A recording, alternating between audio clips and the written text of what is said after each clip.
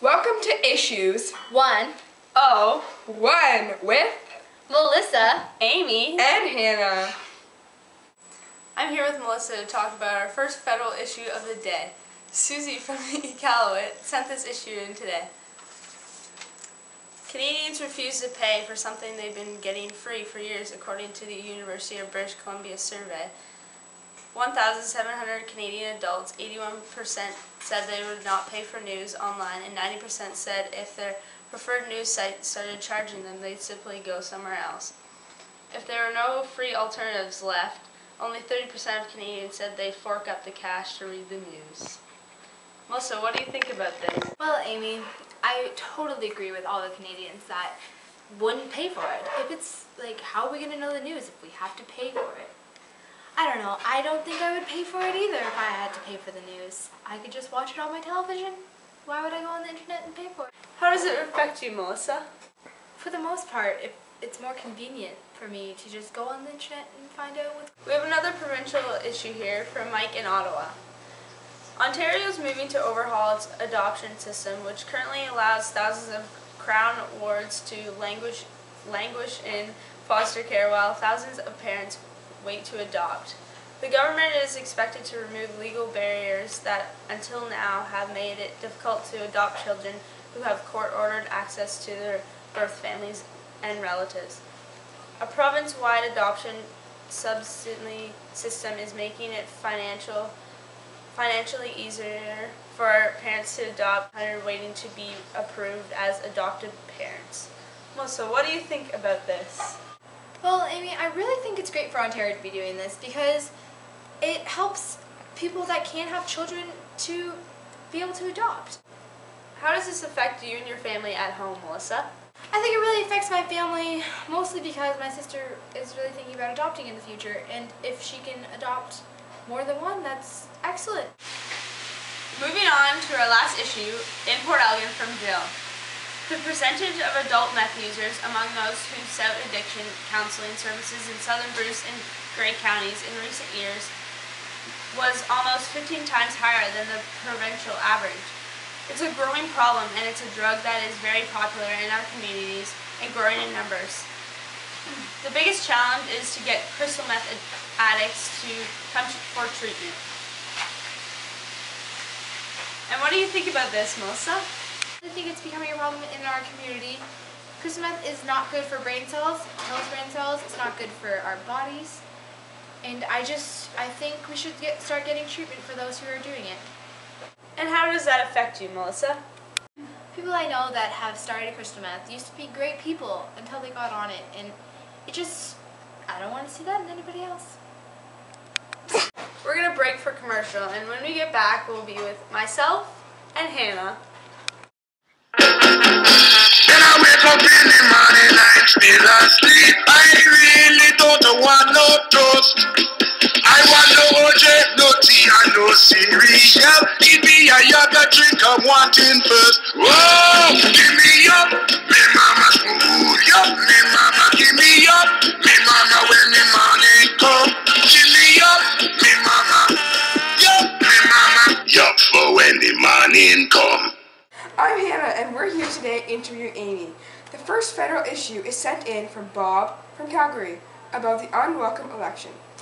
It says, with their incantations against another costly and unnecessary election, shouldn't we be seeing the Harper Conservatives as potential entrants into this hall of infamy? To hear them, would you wonder about their commitment for this most basic of democratic safeguards? Their underlying view seems to be that the government needs to be run more like a business, and, after all, who gets elected to corporate CEO? Certainly not the employees or their customers. Or maybe the Conservatives see Stephen Harper as our dad, at the center of a great Canadian patrician family. He seems to see himself that way, running things with a firm hand, dispensing the regime of tough love to us, undisciplined and spoiled children. No one ever got to elect Dad, after all. All over the world, people are dying, literally, for the right to elect their leaders. So, Amy, what do you think about this unwanted election? My opinion is that Stephen Harper hasn't been helping out at all, it seems, because our economy hasn't been getting any better. So, for this election, I think it'd be great because it would get Stephen Harper out. So Amy, how does this affect your family personally? Well, my family is very big on voting, and they don't see Stephen Harper as a very good leader, so we'd have to agree with Bob from Calgary. Go. Moving on to provincial issues here in Ontario, sent in from Bill from Ottawa. The cash-strapped Ontario government is doing some surgical slashing in its final budget before the fall provincial election. Finance Minister is cutting down 1,500 bureaucrats and taking a 10% swipe at the salaries of highly paid executives at hospitals, school boards, universities, and Crown agencies like the Liquor Control Board of Canada. This means that the employees earning more than $100,000. Major agencies such as LCBO, Hydro One, Ontario Lottery and Gaming Corporation, and Ontario Power Generation have also been ordered to come up with $200 million in efficiencies by the end of 2014. So Amy, what do you think about this issue?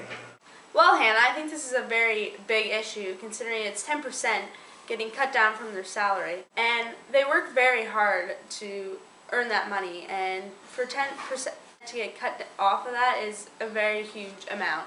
How does this affect your life personally? Well, Hannah, this is a big issue in my family's, considering my dad works at Hydro One, and he's the main supporter in our family. And if his salary was to be cut down 10%, that'd be a big issue. Moving on to a municipal issue sent in from Becca from here in Port Elgin. The field trip requests are to be supervised. The Blue Water School trustees are demanding more detail and stronger safety assurances before approving school field trips. I'm advocating for a process that puts that right up front, that says when our kids are going up north or going into the wilderness, these are at risk. This is how it's managed, Larson said. At the policy meeting, trustees agreed to delay setting a revised policy for system review until senior staff can look at several suggestions Larson made in writing. Trustee Jim Johnson suggested that the committee hold a special meeting to discuss concerns about transportation policies for field trips to get started, which the committee approved. No date was yet set for this meeting. So Amy, what do you think about these field trips needing more supervision? I think it's a great idea considering parents are always nervous with their children going on field trips. With more adult supervision on the trips, parents will be more happy. Amy, how does this affect your life personally? Well, I think this is an issue towards me and my family both, because I have a younger brother that attends many field trips, and my parents are always worried about his supervision. But now that more adult supervision is being provided, my parents will be worry-free. After the break, Melissa will be interviewing me. Then I wake up in the morning, I'm still asleep. I really don't want no toast. I want no OJ, no tea, and no cereal. Give me a yogurt drink, I'm wanting first. Whoa, give me up, me mama smooth up. Me mama give me up, me mama when the morning come. Give me up, me mama, yup, me mama, yup for when the morning come. My name's Melissa and I will be interviewing Hannah. I have a federal issue sent in from Kevin from Montreal. Federal law issues for long-haul truck drivers. There is a myth within the halls of all stakeholders that the labor laws within the country need to be changed. It is our belief that this is not so, as we have impelled legislated labor laws on the books. This leaves the immediate problems within the truck industries to enforce or the lack of enforcement, and the consequences for those who deem to be the victims in the work environment. Those who intend to inform the local labor boards of infractions in their companies must firstly quit their jobs and move to another company. What do you think about this, Hannah? Well, personally, I think everyone has their own opinion, especially truck drivers, because their job is important to transferring things to certain companies, and their job seems pretty boring, so I think they should have their own opinion. And how does this affect you personally, Hannah?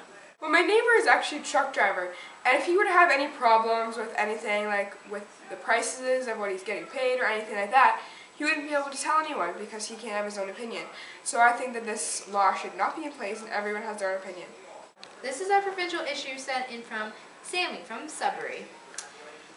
The provincial wood supply strategy is a consolidate wood supply report and plan of the actions of Ontario. The document compares the supply forecasts from approved forest management plans and regional levels against the current level of the industrial demand in order to qualify potential shortages and surpluses. The information is examined in the context of overall wood supplies and demand situations in the Borough and Great Lakes forests and identify the critical wood supply issues. What do you think about this, Hannah? Well, I think this issue is very important because wood is a major import and export in Canada, and if we were to ever lose all that, then the economy obviously would not be doing well. How does this affect you, Hannah? This affects me personally because I have many relatives that live in the city and work for lumber companies, so if those were to ever shut down, they would be out of jobs. This is our last issue of the day. It's our municipal issue. It is in Port Elgin, sent in from Taylor. Bruce Power calls in hawks to scare off the nesting gulls. Bruce Power is attempting to relocate its resident seagull population, which has been growing for several years and is beginning to encroach on the Bruce A site. Bruce Power will have 2 or 3 Harris hawks on site to help control seagull populations. And the company hopes to have relocated approximately 8% of the seagull's population by the end of the 90 days. What do you think about this, Hannah?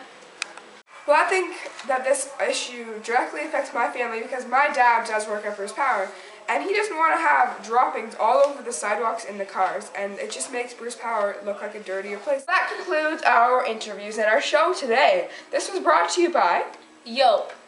And I am Hannah. And I am Amy. And I am Melissa. Thank you. This is Issues 1. Oh. 1. Have a nice weekend. Bye. Bye.